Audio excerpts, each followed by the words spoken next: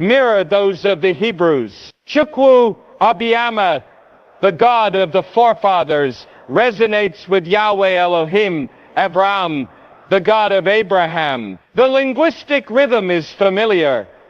The reverence is identical. The invocation of a singular omnipotent God who governs all creation is not a Christian import. It is an indigenous reality, one that predates colonial contact and exists deeply embedded in Igbo cosmology. This is not cultural borrowing. This is ancestral continuation. Even the structure of Igbo names mirrors the Hebrew tradition of embedding the divine within personal identity. In Hebrew, names like Elijah, Elijah, and Isaiah, Yah, Yah, and Isaiah, Yah, Yah, carry the direct presence of God's name. Likewise, in Igbo, names such as Chukwu, God exists. Chinunso, God is near, and Chimamanda, my God will not fail, reflect the same sacred pattern. These are not just pretty names. They are declarations. They are spiritual affirmations that flow directly from the mouth of a people who have not forgotten who they are. In both cultures, to name a child is to prophesy over them. It is to bind them to divine purpose and identity. That is not just linguistic, it is spiritual heritage. Some researchers have pointed out that even basic Igbo vocabulary bears striking resemblances to Hebrew words. In both languages, the use of open syllables, vowel endings, and guttural sounds is prominent. The syntactical patterns, how verbs and nouns are placed, often follow similar rhythms. But more significantly, the theological worldview embedded in language, the concepts of purity, covenant, sacrifice, and blessing are almost indistinguishable. In both traditions, speech is sacred. Words are not thrown away carelessly. They are believed to shape reality. The Igbo concept of okawu, the word carries the same weight as the Hebrew dabar, both referring not only to spoken language, but to divine utterance. This is not mere grammar.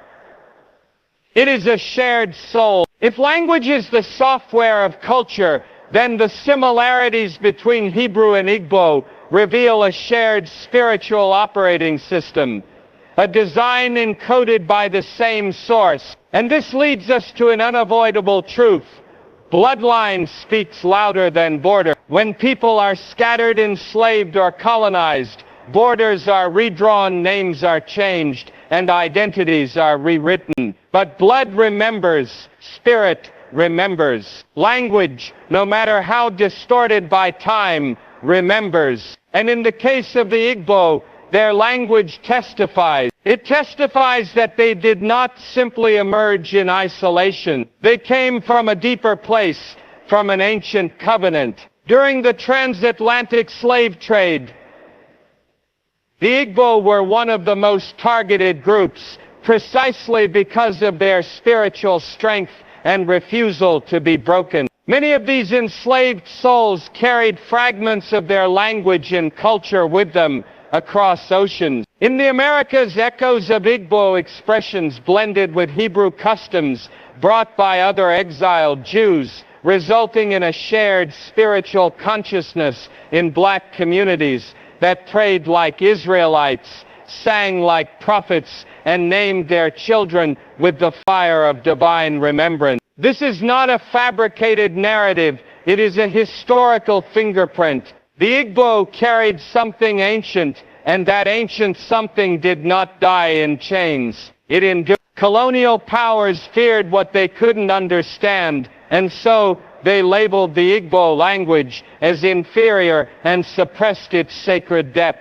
Missionaries taught the people that their prayers were wrong, their names demonic, and their culture ungodly. But they could not silence the soul of the language. It lived in secret. It lived in songs. It lived in the griots, the elders, and the mothers who whispered the names of God to their children, even when Bibles were forced into their hands. The colonizers might have given them English, but the Igbo never lost their divine tongue. And now, as the world begins to remember what it tried to forget, the language speaks louder than ever.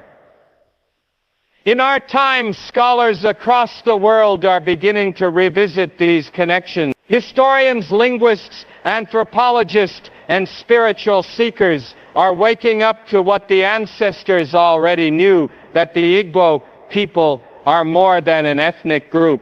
They are a remnant, a testimony, a living scroll of sacred memory. Their language is not just evidence of cultural brilliance. It is proof of divine identity. It is the echo of a covenant once made and never broken. And so we are left with a choice. We can continue to believe the lie that geography defines destiny, or we can embrace the truth that ancestry and spirituality transcend maps. The Igbo were not born in Israel, but Israel may have once lived in them. And if their language continues to echo the sound of ancient prayers and the names of the Most High, then we must listen, not with skeptical ears, but with reverent heart. Because bloodline does speak louder than borders. And when the blood carries the code of the divine, it will always find a way to speak. Even through oppression, even through exile, even through silence. The language of the Igbo is not merely African, it is ancient. It is prophetic, and it is waking the world up to a truth that was never lost, only hidden until now. They erased your names. They rewrote your stories. They burned your shrines and replaced them with monuments of foreign gods. They took the ink of power and attempted to blot you out of their books, their records, their maps. But they forgot one thing. Destiny is not written with human hands. It is carved by the divine. It is spoken by the Most High before any historian takes up a pen. You can erase names from books, but you cannot erase destiny from a people. And when it comes to the Igbo, this truth rings louder than ever. For centuries, the world has tried to silence the legacy of the Igbo people. Colonizers came with Bibles in one hand and whips in the other. Missionaries came with holy words on their tongues, but conquest in their hearts. European powers drew lines across Africa, dividing tribes, stealing names, renaming cities, and reshaping spiritual truths into palatable stories that served empires. The Igbo were not spared. In fact, they were one of the most targeted. Why? Because people without a name can be controlled. People without history can be molded. People without identity can be erased. But the Igbo were not easily erased. Yes, their names were removed from the textbook. Their contributions were ignored in the grand narratives of African history taught in colonial schools. Their sacred systems of governance, village councils, elders, oracles, were dismissed as primitive. Their language was downgraded, their gods demonized, and their connection to something ancient, something divine, was laughed at, ridiculed, and suppressed. But still the Igbo rose. They rose from the ashes of attempted erasure. They rose from the genocidal famine of Biafra. They rose from slavery, colonization, war, and exile, because while the world tried to write them out of history, they were written into something far greater prophecy. Destiny does not need permission from empire. It does not require validation from Western scholars or approval from colonial records. Destiny is divine, and the Igbo carry a destiny that no sword, no gun, no lie, no silence can destroy. The hands of the Most High shaped this people with purpose. The trials they have faced, the invasions, the enslavements, the betrayals, have not broken them, but refined them. Like gold through fire, their resilience is proof of something holy. You do not suffer so much unless there is something sacred about you. You are not targeted so consistently unless your very existence is a threat to the powers of darkness. The Igbo story is not a forgotten one. It is a hidden one, hidden by those who feared its power, hidden by those who understood, even if only subconsciously, that the Igbo carried within them the signs of a chosen people, the linguistic similarities with Hebrew, the cultural practices that mirror those of ancient Israel, the spiritual instincts, the moral codes, the covenantal naming traditions. All these are not shallow coincidences. They are fingerprints of a deeper truth, a truth that no book burning or history rewriting can erase, because even when names are forgotten, destiny remembers. And what is destiny? It is the path marked by God before a people take their first steps. It is the voice that calls in the wilderness. It is the fire that burns in the bones of prophets and leaders who refuse to bow. It is the song that mothers sing to their children, even when the world forgets their name. It is the drumbeat that cannot be silent. The Igbo are not defined by what colonial books said or failed to say about them. They are defined by the covenant that lives in their bones. You see, the truth doesn't die when it's buried, it waits. And the truth about the Igbo is rising like never before. Scholars are returning to ancient records. DNA studies are revealing connections long dismissed. African spirituality is being re-examined not with the eyes of colonizers, but with the reverence of those who understand that Africa, especially peoples like the Igbo, were never spiritually lost. They were spiritually silenced, but now the silence is breaking. The world is starting to remember, and what it's remembering is what the Igbo have always known. Their destiny is not in the hands of men. It is written in heaven. The strength of the Igbo lies not in how loud they shout, but in how deeply they remember. And that memory is more powerful than any textbook, because every time the Igbo speak their names, they declare their purpose. Every time they tell their stories, they resurrect what the world tried to bury. Every time they rise from oppression, they prove that divine destiny cannot be erased. Nations may crumble, borders may shift, powers may fall, but when God marks a people, no one can remove that mark. That is why the Igbo have survived every attempt to destroy them. Not just survived, thrived. In business, in education, in innovation, in culture,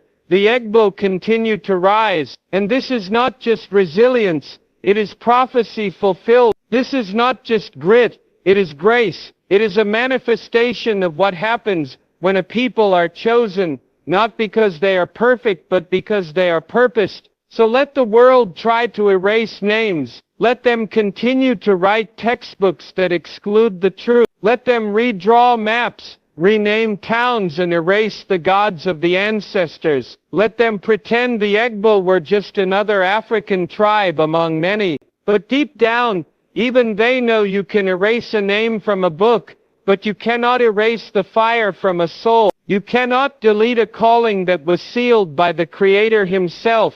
The Igbo destiny is not in the pages of history, it is in the heart of prophecy, it is in the scrolls of heaven, it is in the cries of ancestors, whose blood still speaks from the soil. It is in the rhythm of a language that carries the code of ancient power, and no matter how hard they try, no empire, no power, no lie will ever undo what God has ordained. Because the Igbo were never forgotten, they were hidden, not erased but preserved, not lost but protected. And now in this time of awakening, the truth is coming back like a flood. The books may have failed them, but prophecy never did. God's hand is still upon them, and the world is about to see what happens when destiny awakens in a people who were chosen before the foundations of the world. They tried to erase the name, but the name still lives. They tried to break the people, but the people still rise.